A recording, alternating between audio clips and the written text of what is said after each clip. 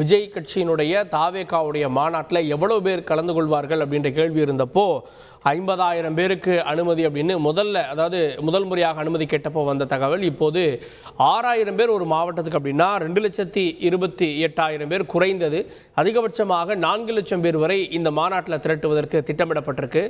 ஒவ்வொரு மாவட்டத்தில் இருந்து 6,000லிருந்து 10,000 பேர் அப்படின்ற கணக்கு சொல்லப்பட்டிருக்கிறது.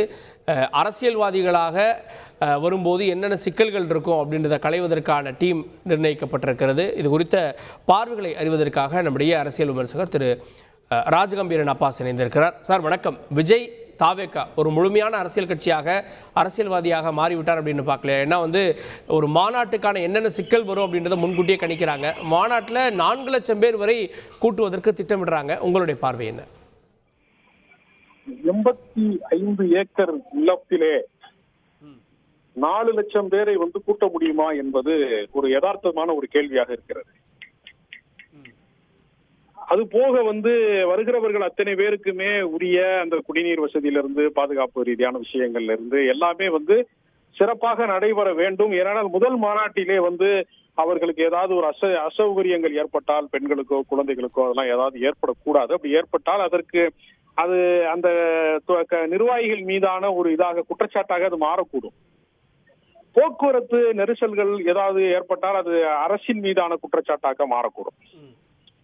இப்படி பல்வேறு வகையான அவர்களுக்கு ஏற்கனவே இது போன்ற ஒரு பெரிய மாநாட்டை நடத்திய அனுபவம் இல்லாத காரணத்தினால ரசிகர் மன்ற சந்திப்புகளை அவர்கள் நடத்தியிருப்பார்கள். ஒரு மாநாடு சார்ந்து லட்சக்கணக்கான பேரை திரட்டுகிற அப்படிங்கிற ஒரு இடத்துல அவங்க முதல் முறையா, அதுவும் தீபாவளிக்கு 4 நாட்களுக்கு முன்பு அப்படிங்கிறது நிறைய பேருக்கு நடைமுறை வாழ்வியல் சார்ந்து நிறைய துயரங்களை உருவாக்கக்கூடியதாக, அவஸ்தைகளை உருவாக்கக்கூடியதாகவும் ஒரு பக்கம் இருக்கும். ஏன்னா அதுக்கான பொருளாதாரத்தை, பண்டிகைங்கிறது நடுத்தர வர்க்கத்தின் மீது ஏவப்படக்கூடிய ஒரு இது போல வேட்டை போல இருக்கும். அந்த பொருளாதார நெருக்கடிகள் இருக்கும் பல பேருக்கு.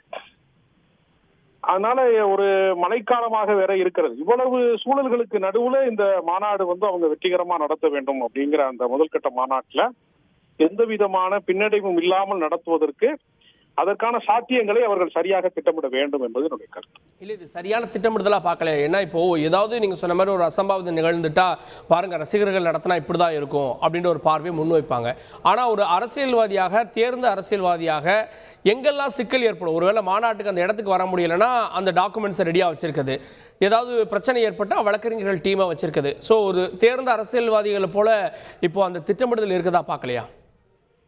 இல்ல, அதாவது வழக்கறிஞர்களை வைத்துக் கொண்டுதான் எல்லா கட்சிகள்லயுமே இந்த மாதிரி அணுகுறாங்கன்னு சொல்ல முடியாது. முதல் கட்டமாக அந்த நிபந்தனைகளை அவங்க சரியா கொடுக்கும் பட்சத்துல, அவங்க உரிய ஆவணங்கள் இருக்கும் பட்சத்துல வழக்கறிஞர்கள்லாம் தேவைப்படாது. அது நடைமுறையில நான் பல மாநாடுகளுக்கு நேரடியாக சென்றவன்கிற முறையில சொல்றேன். காவல்துறை அந்த அவங்க அந்த வாகனத்தினுடைய மேற்கூரையில ஏறி ஆட்கள் இருக்கிறது, அந்த மாதிரியான அத்துமீறல்களை தான் அவங்க கண்காணிப்பார்களே தவிர மற்றபடி பெரிய இடைஞ்சல் செய்வதற்கு நடைமுறையில சாத்தியம் இல்லை. பாதுகாப்புக்கு அவங்க நிப்பாங்க காவல்துறை சார்ந்தவர்கள். எல்லா மாநாட்டுக்கும் எல்லா வாகனத்திலையுமே வழக்கறிஞர்கள் வச்சுதான் செக் பண்ணி தான் அப்படி அனுப்பணும் அப்படிங்கிற மாதிரியான சூழல்லாம் அவ்வளவு மோசமான ஒரு காலகட்டத்தில் நம்ம இல்லைன்னு நான் நினைக்கிறேன். ஏன்னா ஜனநாயக ரீதியாக காவல்துறை அரசுக்கு ஆதரவாக மட்டும்தான் இருக்கும்னு நம்ம சொல்ல முடியாது. எல்லாருக்குமான பாதுகாவலர்களாகத்தான் அவங்க நடைமுறையில இருக்க முடியும். எதிர்கட்சிகள் மாநாடு நடத்துகிறது எப்படி சாத்தியமாக முடியும்? ஆளுங்கட்சி மாநாடு மட்டும்தான் நடத்துறாங்கன்னு சொல்ல முடியாது. எதிர்கட்சிகளும் இது போன்ற மாநாடுகளை நடத்துறாங்க. எடப்பாடி பழனிசாமி கூட மதுரையில மிக பிரம்மாண்டமான ஒரு மாநாட்டை நடத்தி இருக்கிறாங்க. அவங்களுக்கு எல்லாம் அந்த பாதுகாப்பு சார்ந்த விஷயங்கள் எல்லாருக்குமே அது பொதுவானதுதான் நான் நினைக்கிறேன்.